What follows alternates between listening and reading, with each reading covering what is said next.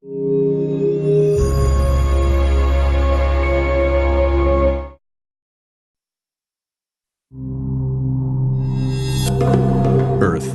a 4.5 billion-year-old planet, still evolving.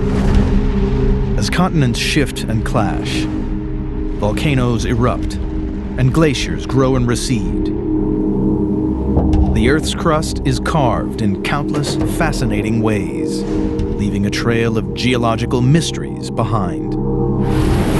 This episode investigates one awesome force that shapes the Earth. It's extraterrestrial, and it doesn't happen over millions of years, but in seconds. It's a force caused by an immense impact from asteroids, giant rocks from space. The investigation of asteroid strikes has given scientists insight into the formation of the universe, providing a window into planet Earth's ancient past.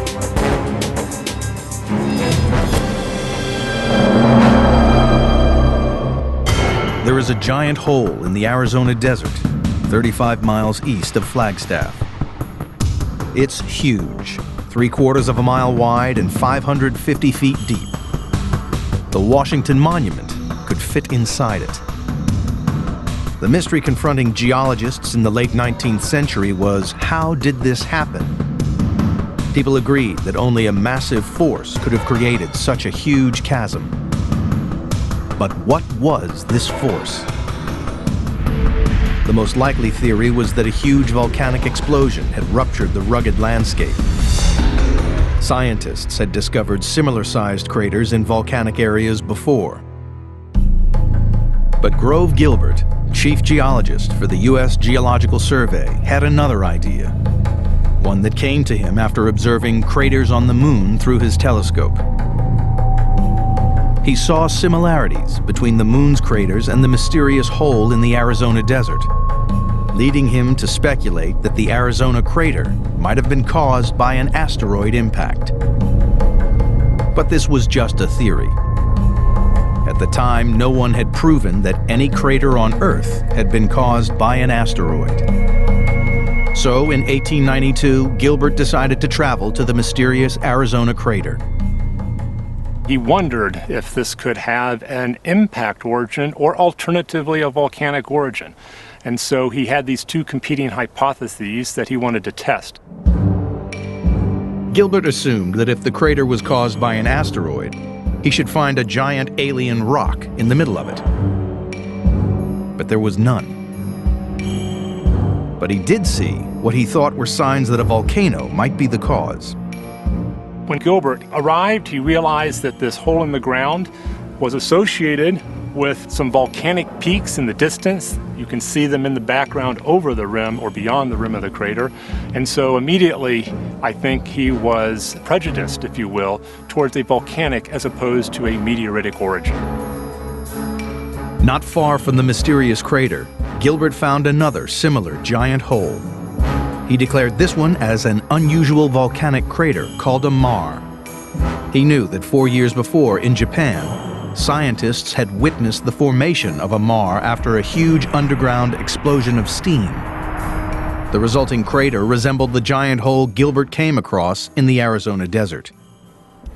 They are produced when basaltic magma rises through the Earth's crust, encounters groundwater, creating a steam explosion which causes a blast that produces craters like the one over my shoulder. Intriguingly, the two almost identical craters were only 50 miles apart in the same desert.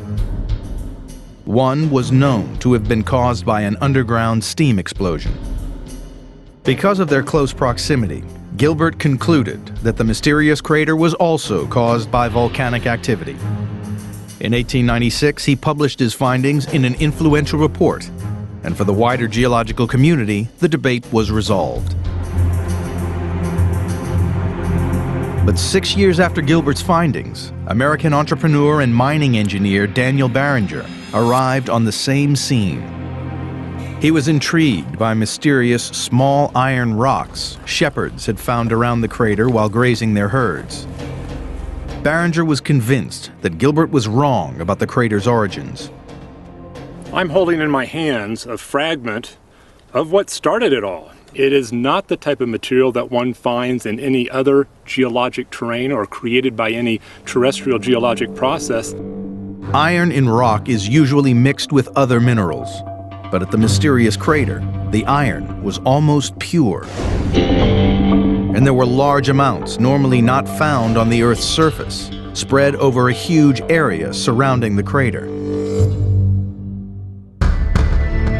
Barringer believed the pieces found here were meteorites, small space rocks that form when big asteroids break apart. He had a hunch that this huge hole in the desert was formed by a giant asteroid made largely from iron. Barringer immediately saw the commercial opportunities. From the crater's size, he calculated that the asteroid must have weighed 10 million tons. With iron then at $80 a ton, Barringer was convinced he could become a rich man from mining the iron. So in 1903, Barringer bought the crater site of over 1,200 acres and hired crews to begin digging. Convinced it was an impact site, he named it Meteor Crater.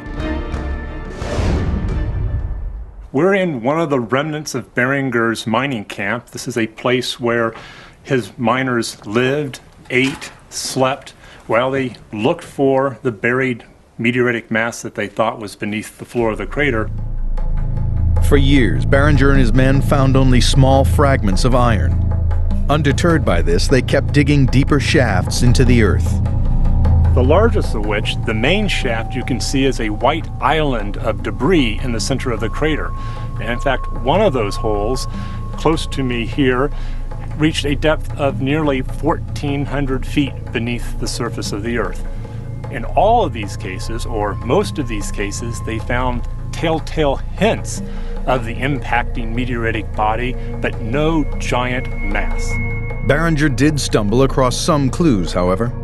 Strange and unique rock formations, such as fine pulverized rocks spread around the crater.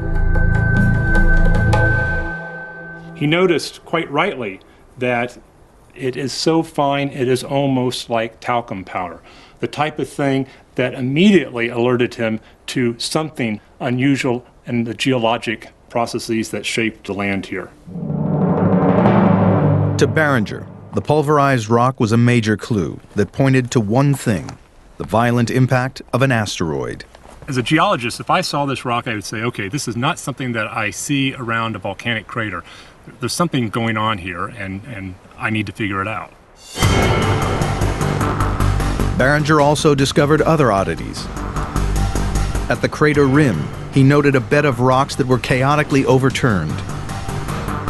Dramatic energy uplifted the rocks in the crater wall behind me. Originally, they were absolutely horizontal, and you can see that they are tilted upwards. And if you look very closely at the very top of the rim, they are completely overturned. For 27 years, Daniel Barringer obsessively sunk mining shafts in search of his giant iron asteroid, with no success. Barringer died in 1929, having lost $600,000 of his own and investors' money. $10 million in today's dollars. The privately owned crater has remained in his family to this day. But his theory about the asteroid impact at Meteor Crater spurred further investigation based on 3 clues he had uncovered. The first, the pieces of pure iron scattered across the crater. Next, rock that had been crushed into fine powder. And finally, strange rocks thrown up and flipped over at the crater's rim. Interestingly, even though Barringer hadn't convinced the geologic community about the impact origin of this crater, he had launched at least a small number of people into an investigation of impact processes. Proof of Barringer's asteroid theory would get a boost, some 6 decades later, from an unexpected source.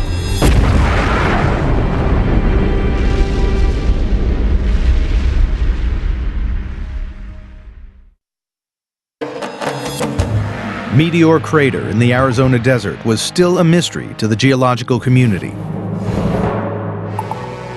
The debate on whether it was caused by volcanic activity or an asteroid impact wasn't resolved until 1960.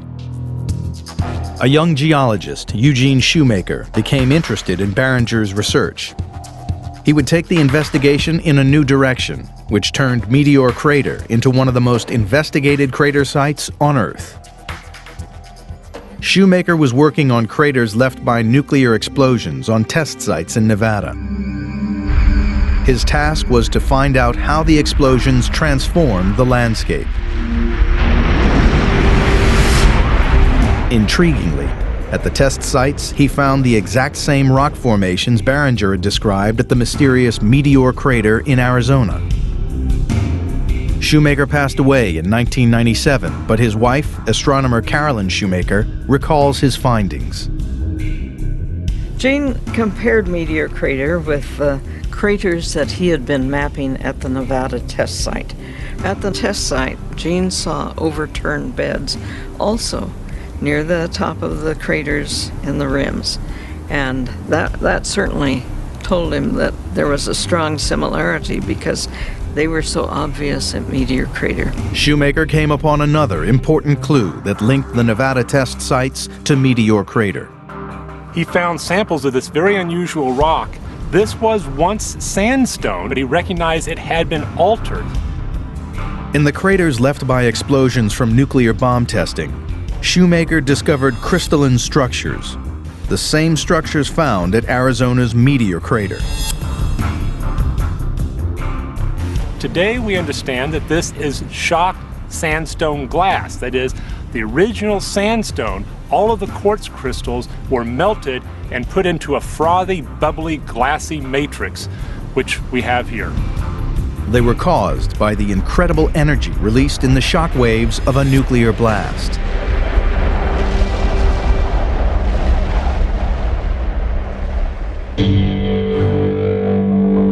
For Shoemaker, it was conclusive proof that the vast Meteor Crater wasn't formed by volcanic eruptions. Instead, it was created by a powerful asteroid impact in just a split second. The shocked rock also gave scientists a clue about the age of the crater. When an asteroid hits the Earth, the energy from the blast is absorbed by the surrounding rock. Using a process called thermoluminescence dating, scientists are able to measure the amount of energy the rock is giving off in the form of light. The shocked rock from Meteor Crater told them that the impact happened 50,000 years ago. But for some, there remained one problem with this theory. If the Arizona Earth was crushed by a huge asteroid, where was the rock that made the impact? Scientists had a hunch that when it struck, the iron meteorite had vaporized. Conclusive evidence came in 1997, when scientists were able to simulate the impact using advanced computer modeling. From the size of the crater, they calculated that the asteroid must have weighed at least 300,000 tons when it struck. The data further revealed that it hit Earth at a speed of over 25,000 miles per hour. That's 35 times the speed of sound. Upon impact, the asteroid triggered a massive shock wave, many times more powerful than a nuclear explosion. Within a matter of seconds, this impact crater behind me was excavated and this debris was deposited on the landscape. Within seconds, the shock wave and the very high velocity air blast radiated across the landscape. The shock wave traveled back up through the asteroid's iron core, vaporizing most of it, and scattering the rest in small pieces over a wide area up to 6 miles away.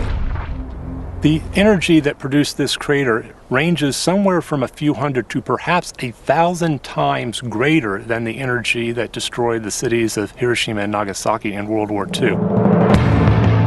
The investigation has uncovered reasons why there are no big remnants of asteroid rock in the Arizona crater. Crystalline structures in the rock showed evidence of a strong shock wave that followed the impact. Computer modeling revealed that the speed and size of the asteroid created enough energy for the rock to vaporize when it hit. This crater is particularly important because it is the youngest and most pristine impact crater on the surface of the Earth. It was also the first recognized impact crater on the surface of the Earth, and so it is in some sense the Rosetta Stone. It is the touchstone for geology. It is here that specialists from around the world come to study and learn about impact cratering as a geologic process. Since 1960, when Shoemaker proved that Meteor Crater was an impact site, geologists went looking for more. Armed with this new information and the developments in space and satellite technology, they would revolutionize our understanding of how asteroids have shaped the surface of the Earth.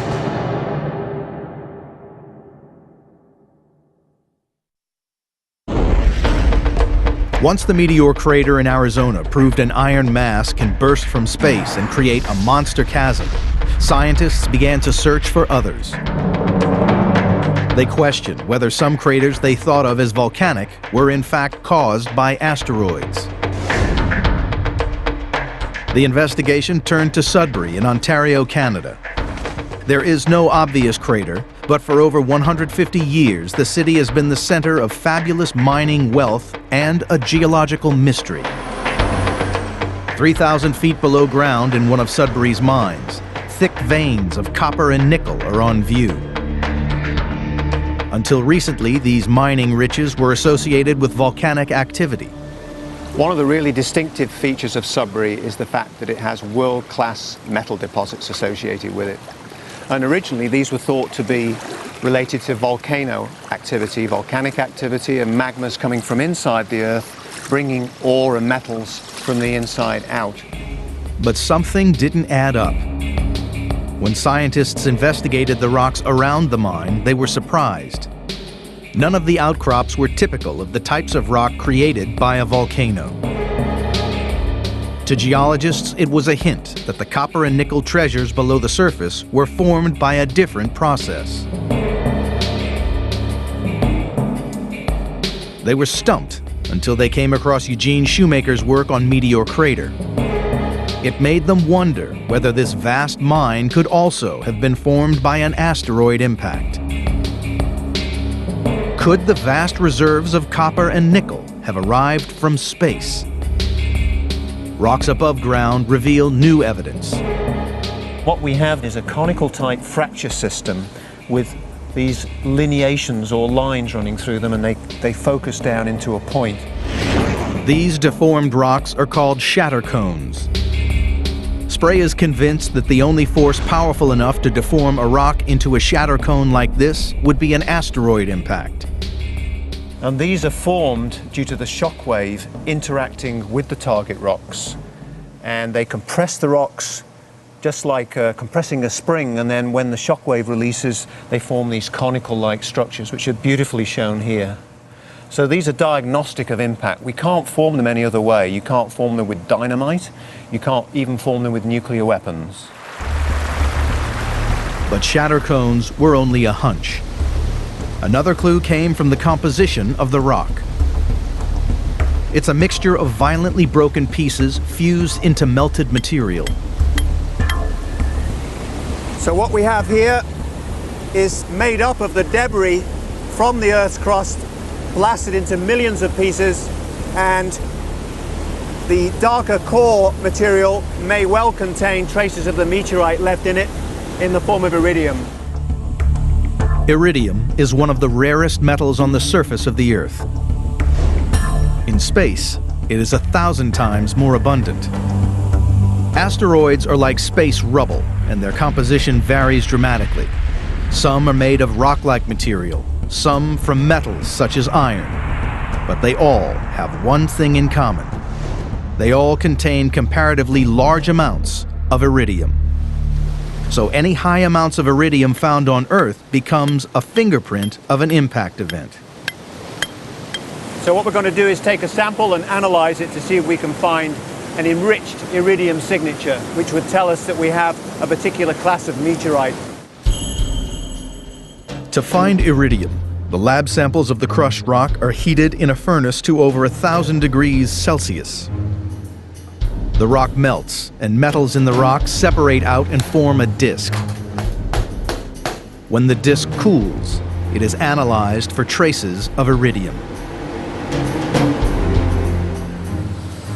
How's it going? Metal from the rock is dissolved into liquid. It is passed through a mass spectrometer capable of spotting tiny metal parts. This incredibly accurate device provides the vital piece of evidence. The blue and red lines show there's 10 times more iridium in the Sudbury rocks than in control samples from normal Earth crust. This is indisputable proof that Sudbury had once been hit by a huge asteroid.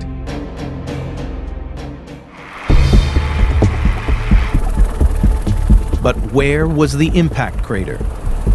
The landscape here is flat as far as the eye can see. Scientists believe over millions of years the crater disappeared. Erosion wore it down until all that is left is the faint outline of ring structures seen on satellite images from space. Spray and his colleagues have surveyed the area and found that Sudbury is the second biggest impact site on Earth. 155 miles in diameter. That's 3/4 of the size of the world's largest crater at Vredefort in South Africa. Spray calculated almost 2 billion years ago, a space rock the size of Mount Everest must have crashed into Earth here.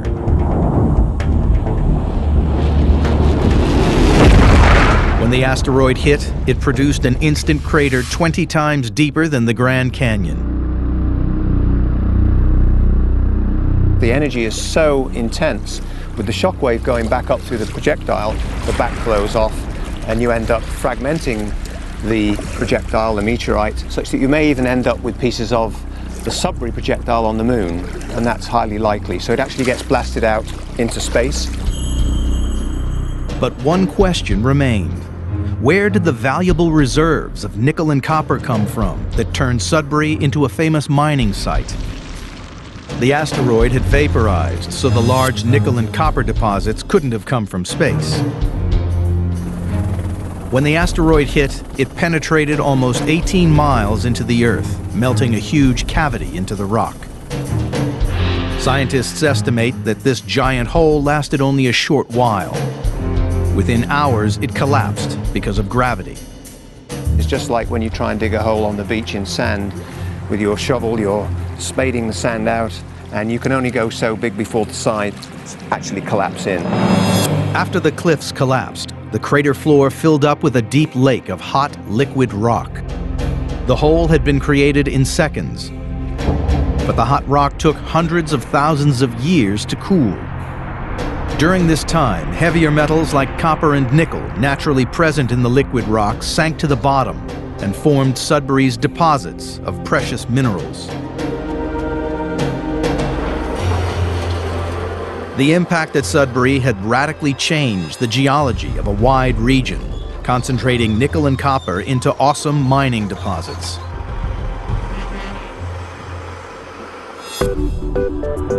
Impact sites were now more than academic interest. Such rich mineral deposits potentially meant big business and economic wealth.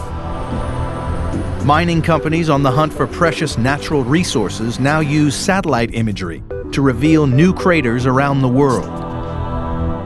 Rings that can be seen from space suggest giant asteroid impacts. They know that these impact sites may contain more than just copper and nickel. Rich gold mines in South Africa were also thought to have been created by volcanic processes.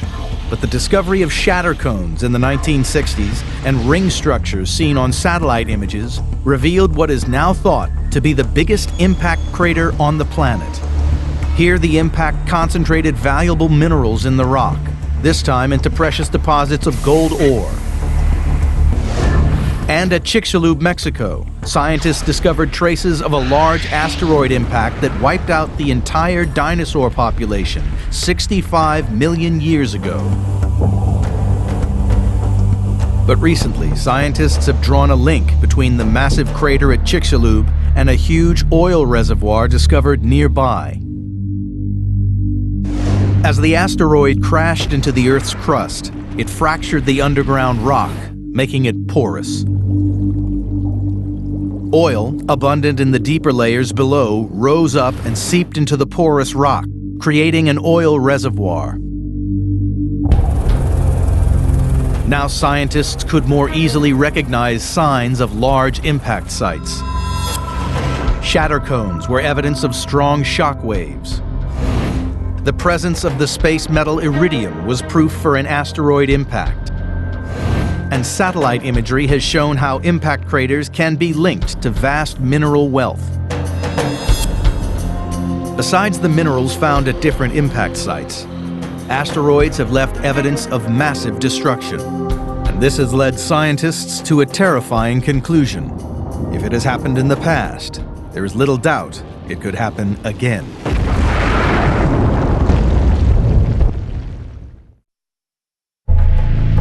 October 9th, 1992, Johnstown, Pennsylvania. Thousands of sports fans were watching their local high school football game when a dazzling meteor slashed through the skies. In only a few seconds, it traveled over eastern Kentucky, North Carolina, Maryland, and New Jersey. It became one of the most filmed fireballs in history. When it landed in Peekskill, New York, it smashed the trunk of a car. Luckily, no one got hurt. November 20th, 2008. An asteroid struck Earth again. A mighty fireball streaked over Western Canada. As it dashed through the skies of Alberta, it broke into thousands of little pieces. It is the greatest number of fragments recorded from a single fall. Each year, almost 4,500 small-sized meteorites greater than 2 pounds each hit Earth. Over 99% of the impacts stay unnoticed, and damage is minimal. But on rare occasions, asteroids can be devastating.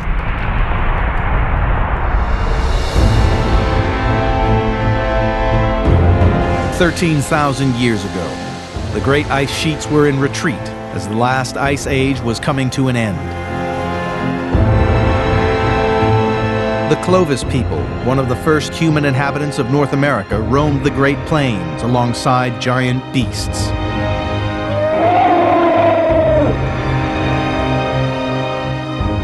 A team of archaeologists is investigating the evidence they left in the Sheridan Cave in Ohio, southwest of Lake Erie. Clovis peoples were hunter-gatherers. In other words, they hunted wild game and they gathered wild plant foods. At this time period, there were animals we call the mega mammals, which included large elephant-like creatures such as the woolly mammoth, as well as the American mastodon. Then, suddenly, all evidence of the mega mammals and the weapons used by the Clovis people disappeared. The same observation was made by geologists at other excavation sites across America. Tankersley is convinced a catastrophe drove the mammoths to extinction. And it would have happened in a snap of a finger. Over 30 genera of mega mammals went extinct, and the Clovis technology disappeared forever. Clues to what happened came from another part of the cave. It's in a geological formation known as the Black Mat Layer. It is a dark line of rock packed with charred debris, and it suggests a violent death. The black layer, which you see in this profile, is carbon, a high organic content, and what we're seeing is the remains of animals which were living at that time, which literally had the flesh burned off their bones. In order to do that, we're talking about somewhere between 500 and 1,200 degrees Fahrenheit. The cause of the inferno has long been a mystery. But deep in these Ohio caves, Tankersley thinks he has found traces for an asteroid impact. This is what's known as a magnetic susceptibility meter. It looks at the degree of magnetism of the layers of the sediments. If we take a reading in the layer that predates the asteroid or comet strike, and we look at the reading, it's somewhere around 7.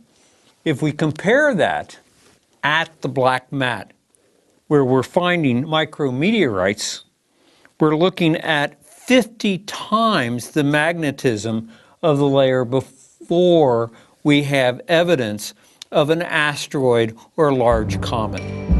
Like at Meteor Crater in Arizona, Tankersley believes the asteroid brought in large amounts of iron, causing a strong magnetic field. As the asteroid entered the atmosphere, it burst into thousands of smaller micrometeorites. He believes that the impact annihilated the mega-mammals and brought the Clovis people to the edge of extinction. Skeptics within the scientific community doubt the theory. They think the devastation could have been caused by lightning or a wildfire started by the Clovis people themselves. But recently, further evidence for the destructive power of these killer rocks has been uncovered. In March 1994, Carolyn Shoemaker and a team of astronomers made an extraordinary discovery. They were observing and recording the night sky when a giant fireball approached Jupiter. Here was this fuzzy bar of light, and I looked at it and thought, what on earth? It looks like a squashed comet, because it was fuzzy. It wasn't quite an asteroid, but a comet with a tail. Now called Shoemaker-Levy 9, the comet's mixture of giant space rocks and ice was heading directly for planet Jupiter. Very exciting. We had already been up on a high, and we went up even farther because this was so unusual.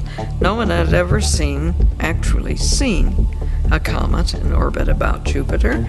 Although we knew they had been there, no one had seen a comet impact another body in space. For the first time, the whole world was watching rogue pieces of rock hurtling through space towards a planet. As they entered Jupiter's atmosphere, something incredible happened. The rogue pieces exploded, causing giant shock waves. They left a series of holes in Jupiter, each bigger than the Earth itself. The impact on Jupiter was sensational. It was very large. You could see the dark spot, and you could see the first ring, and then you could see this cloud of dust. The team had witnessed an airburst. As the giant fireballs approached Jupiter at high speed, they were slowed down by the planet's atmosphere. The energy of motion was converted into pressure and heat, and resulted in a huge explosion. A similar airburst over Earth would annihilate all life on the planet.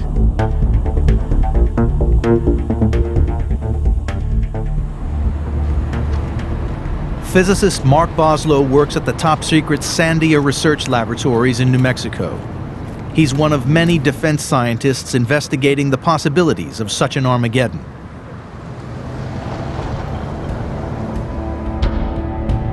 Research suggests we might not be as safe as once thought. The investigation leads to a remote region of Siberia. On June 30th, 1908, a bright flash streaked through the skies. Seconds later, the sound of an explosion followed. The area of Tunguska was hit by an airburst. A devastating shockwave uprooted thousands of trees and flattened more than 830 square miles of taiga forest. There is still some evidence. There are some of these trees that had all their branches stripped off in 1908, and those trees that have been dead now for 100 years are still standing. Scientists assumed the destruction must have been caused by an asteroid of at least 100 feet. And they also believed asteroids of this size would hit Earth only once every 1,000 years. But in 2008, Boslow discovered something alarming. With advanced computer simulation, he calculated that a small meteorite of only 20 feet across could cause a Tunguska-like event. The airburst was actually smaller than people have been thinking for the last 20 years or so. And the reason we think it was smaller was because of this neglect of the momentum that continued to carry the energy down. What I'm showing here is an asteroid coming from the upper right, and it's pushing down into the atmosphere, and about 7.5 miles above the surface it explodes. but you can see that it continues to push downwards. So all that energy is continuing to push downwards, and it's driving this shock wave ahead of it. The shock wave is a big blast of air, hurricane force winds. Now that's what blows the trees down. Based on this theory, asteroids able to cause another Tunguska could statistically hit our planet every 100 years. If such an airburst happened over a populated area, the consequences would be devastating. Well, if something like this were to hit or explode over the sky of Los Angeles, it would destroy buildings over that same kind of area, 800 square miles or so. So it could completely wipe out a large portion of the Los Angeles metropolitan area. The investigation has revealed that asteroid strikes can be incredibly destructive. The black mat layer of sediment in the Sheridan Cave in Ohio is evidence that an asteroid impact might have led to the extinction of the mega mammals. An explosion of a giant fireball in Jupiter's atmosphere showed scientists in real time the destructive power of airbursts. And an airburst over Siberia leads to evidence that a meteorite as small as 20 feet across can cause massive devastation. The powerful force of an asteroid is evident, but the story doesn't end here. The actual asteroid rocks, when examined, reveal extraordinary secrets about the beginnings of our solar system.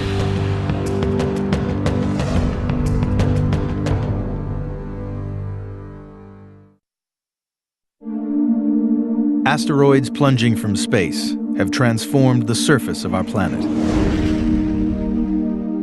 But there was one thing scientists still had to investigate: the leftover pieces of the asteroid rocks themselves.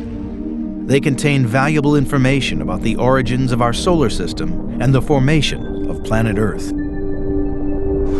But this presents geologists with a problem. Most giant asteroids vaporize when they impact Earth, destroying much of their hidden evidence. Geologists had to search for smaller pieces of broken asteroids called meteorites instead. With little weight, these rocks survive the fiery plunge through the Earth's atmosphere and land intact on the planet's surface. Jeff Notkin and his group are hunting meteorites in a dried-up riverbed in Arizona. They are scanning the ground with metal detectors, hoping the signals they are getting lead them to iron meteorites. For the most part, they find iron dust, small magnetic particles from space, which stick to the magnetic hammer. The estimate is thousands of tons of meteorites fall on the Earth every year, but most of those, the vast majority, are tiny dust-sized particles that collect over the surface of the Earth and are never noticed. What Notkin is really seeking is not space dust, but extremely valuable pieces of rock from outer space. He has been hunting meteorites for over 15 years and has built up a collection of over several hundred samples. There are three basic types of meteorites: the irons, which are my favorite, which are what most people imagine a meteorite really looks like, and they frequently have very attractive aesthetic surface features like this piece caused by melting in the atmosphere. The next group are stones, and these are fairly similar to, at least in appearance, to terrestrial rocks, although they contain chondrules and iron and nickel from outer space, which we don't find in Earth rocks. And the third group, the stony irons, is the rarest of the three and also the most valuable, and the value on something like this would be at least $25,000 to $30,000. And if we were to take this piece and cut it open, we would reveal this beautiful interior, olivine crystals, and they're known popularly as the semi-precious gemstone peridot. Monetary value aside, to geologists like Minnie Wadwa, these meteorites are a window into the Earth's ancient past. At Arizona State University, she runs a department analyzing some of the oldest meteorite rocks that landed on Earth. This meteorite right here, this carbon-rich chondrite, this probably is a close proxy of the kinds of materials that were bombarding the early Earth. And they're called chondrites because they've got these tiny little inclusions, spherical inclusions in them called chondrules, which are amongst some of the earliest solids that formed in our solar system. In the beginnings of our solar system, there was nothing but gas and dust. As it cooled, solid asteroid rocks began to form. With modern technology, scientists have been able to pinpoint their exact age. Most meteorites are thought to have formed 4.6 billion years ago, but modern techniques have now made it possible for us to actually age date meteorites with much greater precision. And we now know by looking at meteorites like this one, for example, that in fact the solar system was formed 4.567 billion years ago. And we know that date within 1 million years or so. So essentially we can very precisely age date the formation of our solar system by looking at meteorites. As the meteorite rocks floated in early space, they collided and grew into bigger bodies. These ancient rocks were the building blocks of planets, including early Earth. By looking at these types of meteorites, we can actually begin to understand how our own Earth might have formed and what kinds of processes might have happened on the early Earth, because we actually get to look at the deep interiors of small planetary bodies when we're actually looking at some of these meteorites. After the planets formed, the rubble which was left accumulated and formed a cloud of dust and rock between Mars and Jupiter. This is called the asteroid belt. Every now and then, one of these rocks breaks free and tumbles through space at 25,000 miles an hour. When it drops through the atmosphere and lands, it delivers priceless information about conditions on the early Earth. Perhaps even hints as to how life itself began. In the late 1960s, a remarkable fall of meteorites hit the town of Murchison in Australia. Scientists around the world took notice. Well, basically it consists of silicate minerals, very much the same. Hundreds of pieces fell from space, greeting the residents of Murchison with a pungent smell of rotting organic material. If you open up this jar of closed Murchison and smell it, it actually smells very strongly of sort of volatile organic rich compounds that are being degassed from this particular rock even today. Professor Wadhwa and her department began analyzing the Murchison meteorite. Incredibly, they found it contained organic compounds called amino acids. These complex molecules are essential to all life. The organic materials in this type of meteorite were actually the building blocks of life as we know it today. This is the raw material from which life began on our own planet. It's possible that the seeds of life arrived from space, flown in by asteroids and meteorites. In the case of our own origins, it's not absolutely clear that we need have necessarily originated on Earth. The seeds of our life and the very primitive life forms could have actually come from another planet or even another solar system.